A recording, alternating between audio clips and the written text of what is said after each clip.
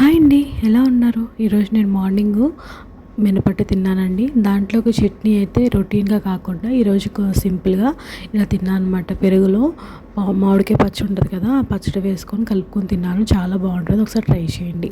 తర్వాత పాలైతే తాగానండి. మధ్యాహ్నం లంచ్కి అని చెప్పేసి మజ్జిగ చారు, దాంతోపాటు ఎగ్ బుజ్జి చేశాను. నేనైతే మజ్జిగ చారు ఎలా చేయాలో చూపిస్తున్నానండి.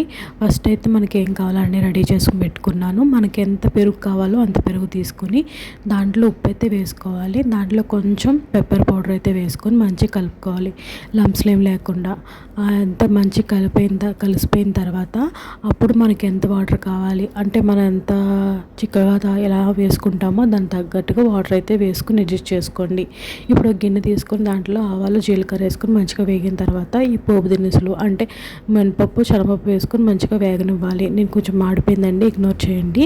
తర్వాత ఉల్లిపాయలు వేసుకొని బ్రౌన్ కలర్ వచ్చేంతవరకు వేగనిచ్చిన తర్వాత దాంట్లోనే వెల్లుల్లిపాయలు ఎండుమిర్చి వేసుకొని అది మంచిగా వేగనిచ్చిన తర్వాత కరివేపాకు వేసుకోవాలండి. కరివేపాకు మంచిగా వేగిన తర్వాత కొంచెం లైట్గా పసుపు వేసుకొని మంచిగా వేగనిచ్చి స్టవ్ ఆఫ్ చేసిన తర్వాత మనం ముందుగా రెడీ చేసి పెట్టుకున్న మజ్జిగ దాంట్లో వేసేయండి. ముందుగానే స్టవ్ ఆన్ చేసినప్పుడు వేస్తే దాంట్లో ఉన్న న్యూట్రిషన్ అనేవి పోతాయండి, అందుకని చెప్పేసి అలా చేయకండి. స్టవ్ ఆఫ్ చేసిన తర్వాత చేసుకోండి. లాస్ట్లో కొంచెం లైట్గా ఆనియన్స్ అయితే వేసానండి. చాలా కమ్మగా టేస్టీగా చాలా బాగుంటుంది, ఒకసారి ట్రై చేయండి. ఎగ్ బుజ్జి అయితే చూపించట్లేదండి, ఫుల్ వీడియోలో ఉందో చూడండి.